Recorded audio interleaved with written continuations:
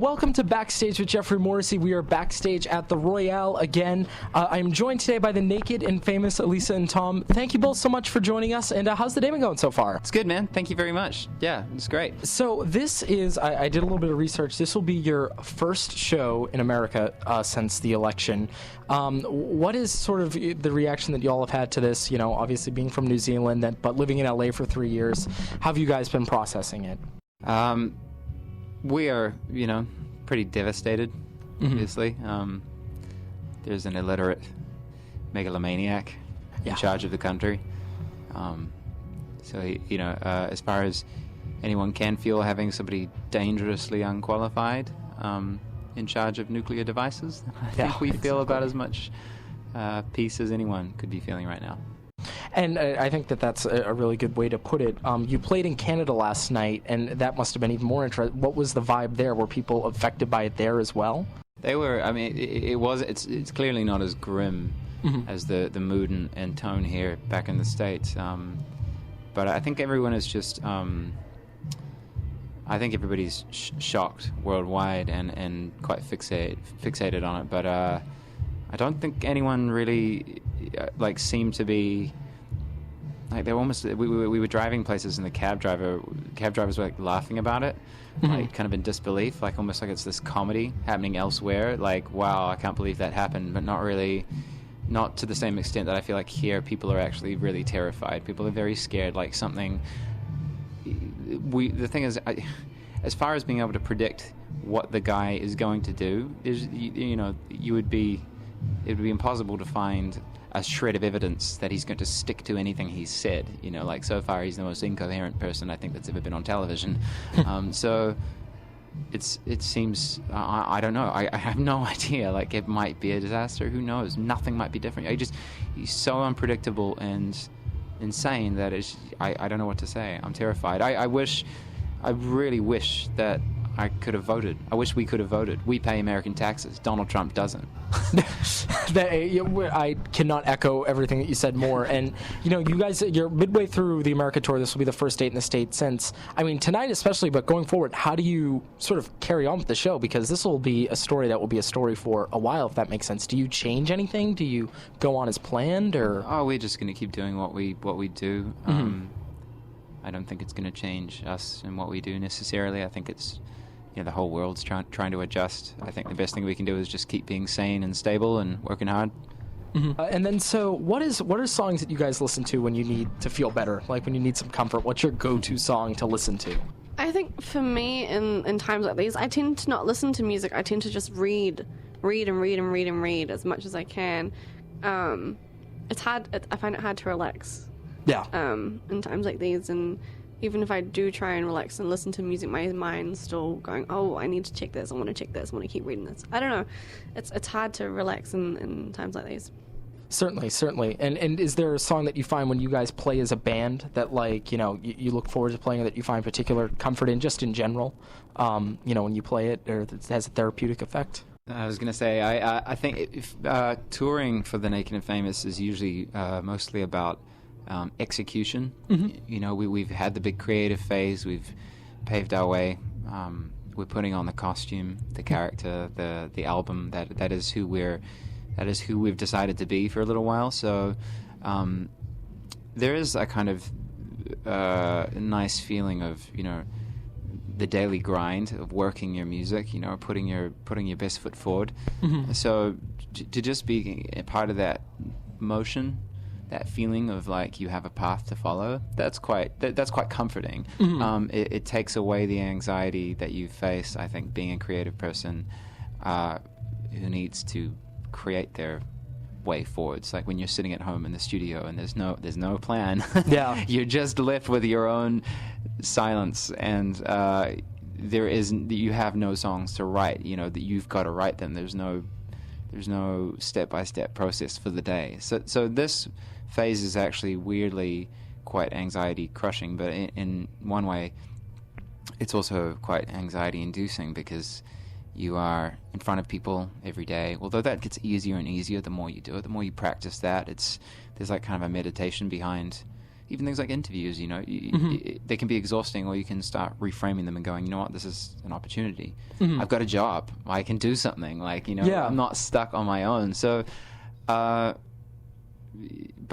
obviously that change between those two different frames of mind, coupled with we might all be dead tomorrow, the world might blow up. It's not exactly a meditational kind of Zen state that we're in at the moment.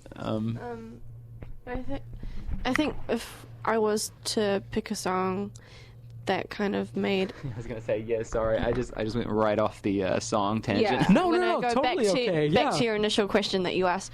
The song that does always feel like it connects and bands people together in a room is always, to me, Youngblood, our song Youngblood. Because it's about figuring out who you are in the world, figuring your way through whatever it is that you're doing, as a person. It's a very vague and broad statement about the meaning of that song, but I feel like whenever we play that song, everybody feels so together, So yeah, it's a great feeling to have on stage. Well, I can only imagine. And 2016 has not been a horrible year. There's been great music. You guys released Simple Forms. That's a total bright side. It's a great album. Yes. What is the story behind the name for you guys? Because I think it's a really cool name for a record. Thank you. Thanks. It's a lyric from the song Falling, which is the second to last track on the album, and that was the first song that we finished for Simple Forms that felt right. It really felt done and pretty complete. And it was just a nice contradictory statement. It's kind of a statement that comes from a place that I don't particularly like. I find most people want some kind of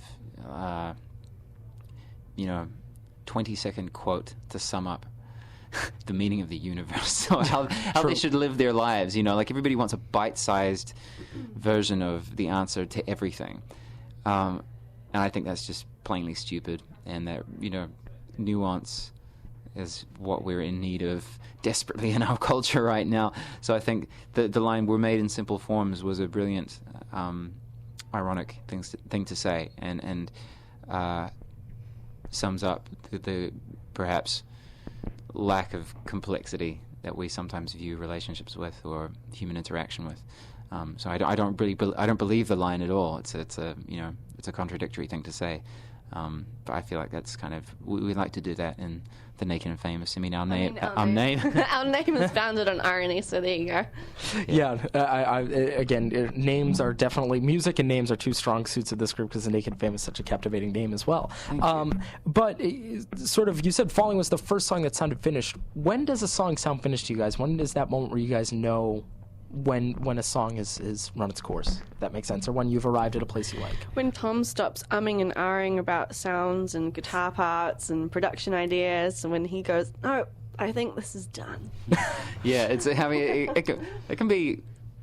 There's no real answer for that. Because it depends who you're talking to. For some people, they might just hear a song in its raw form and think, "That's it, don't change it." The initial accidents and things you did in recording or putting it together are great. Leave them as they are. But even then, when I listen back to some of our old tunes, I'm like, oh God, I wish I sung it differently. I could have said that better. I could have written that lyric better. So I don't know when a song's ever going to be truly finished, because there's always going to be things that you're going to want to improve and edit, if you're given the chance when you look back. So, did you guys listen to the old albums often, other than when you're playing them? Or is that something that you try to avoid doing? I think I do that more than anyone else. I tend to go back and have a look, have a listen. To the older albums. I'll refresh and just go through them, especially before we go out on tour. I'll really get my head around them, or while we're finishing mixes and or writing. There's all kinds of stages where I'll go back and just. It's almost like you have to go back and remember what you've done in order to figure out what you're going to do or what you'd like to do again. Things you did well, and sometimes you can exhaust yourself in the studio and think, oh, I don't know, I don't have any ideas left, and you go back and you listen to a guitar part and you think, I haven't played guitar like that in a while. I might just try that on this song. So yeah, it's fun, and it's also like looking through an old photograph album. Yeah. Sometimes when I'm having like really bad vocal challenges, and I need to sing a certain way, and I feel like I can't do it, Tom will just say, "Remember how you did this and this and this? It's exactly the same as what I need you to do now." I'm like, I get so frustrated, and I go back and listen to my vocal stems, and I'm like, oh yeah, how did I do that? How did I manage to sing that note like that? So yeah, it's pretty fun having those things you can always reference. Mm-hmm. Certainly. And I saw that on Spotify, y'all put together a playlist of sort of stuff that you were listening to during making the album. Julian Baker and Phoebe Bridgers, two of my favorite artists and favorite people that I've had on the show, they were on there. I love that because, I mean, one might not think Sprained Ankle when they think The Naked and Famous. So I like seeing that the influences are diverse. But do you guys try to avoid listening to music when you're recording and writing, or is that something that helps you? I think it can help. Those things sometimes go hand in hand when you're kind of stuck in a rut and you feel kind of maxed out musically, lyrically, and sometimes listening to other music can really help spark something, an idea that can come to you when you need it the most. Yes, I agree. I end up going through phases of not listening to music while we're finishing albums, though. I really just... I'm almost the opposite. Like, when we're trying to get to the end of an album, like, music becomes just like reference point and guidance rather than something that I do for enjoyment. Mm-hmm. I imagine it's similar for, I don't know, like a filmmaker or a director or something. Then the last thing they want to do when they're, I don't know, editing a film is like go to the movies. But yeah, and then we stop. And I'm speaking strictly about the last decade of being in a professional band. Then we stop, and I start listening to music again. Mm-hmm. It's fun, and we're playing live, and I'm really bored of playing the same song. And I'm like, I want to make new stuff. I want to listen to new music. I want to hear new ideas and go forwards. And then it sort of builds all back up again. And we kind of flick between different mediums of art, so music, listening to podcasts, audiobooks, reading, Mm-hmm. So wherever we can get creatively nourished, we'll always search for it wherever we can. I love that phrase, creative nourishment. I'm gonna use that from now on. So when you guys are about to release an album, what's the biggest fear? What's the biggest thing going through your mind of the biggest anxiety, I guess? For me, it's pretty insecurity, mm-hmm. that people are going to hate it. I mean, that's always going to be something that's on your mind when you finally release something that you've been working on. It's like, well, is anybody going to like it? I hope they like it. Oh my God. You kind of spiral into this insecure, anxious state. So that's what happens to me. I don't know what happens to Tom. No, it's just the same. So I spend most of my time trying to calm Elisa down. Well, there we go. That's why y'all are a good pair. So I get the pleasure of interviewing you. Who would you guys interview if you could? Oh my God, I would interview Björk.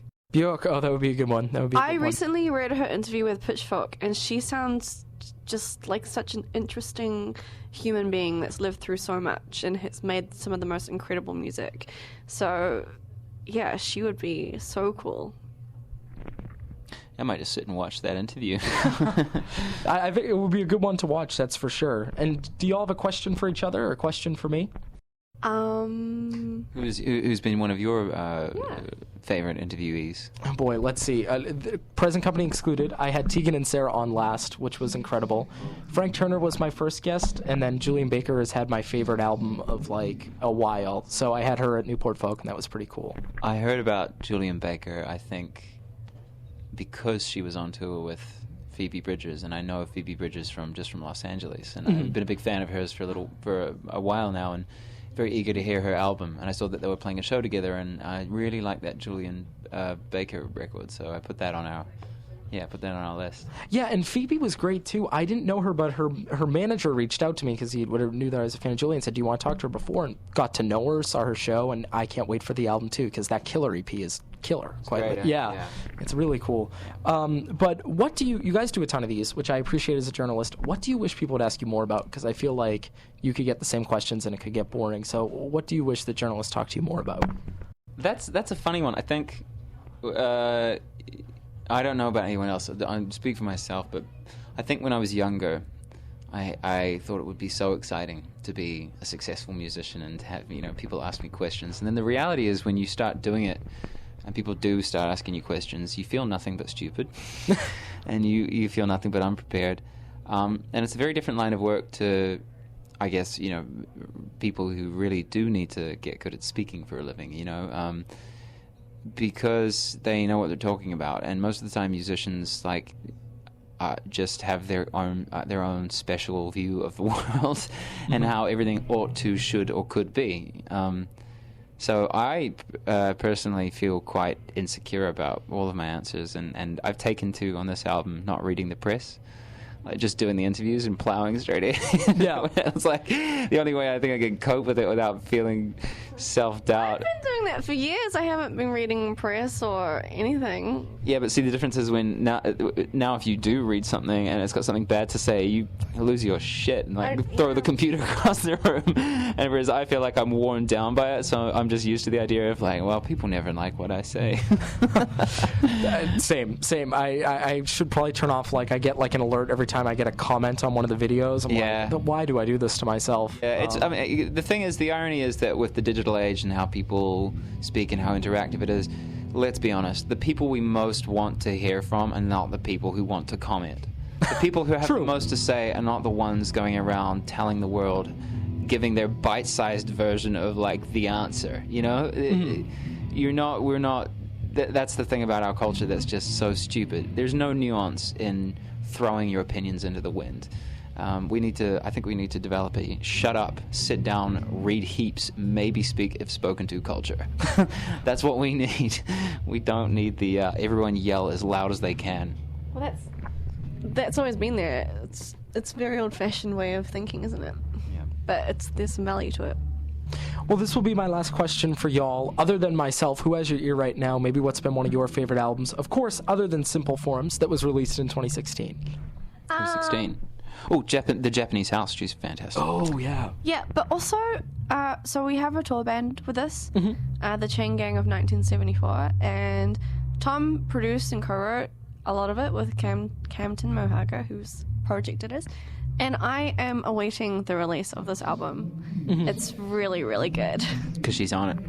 But it's really good. It's so good. And I'm super excited about that being released out into the world next year, I think in March. Nice. Well, we will all have to look forward to that. Yes. I cannot thank the two of you enough. It was a pleasure to have you on and break a leg tonight. Thank you.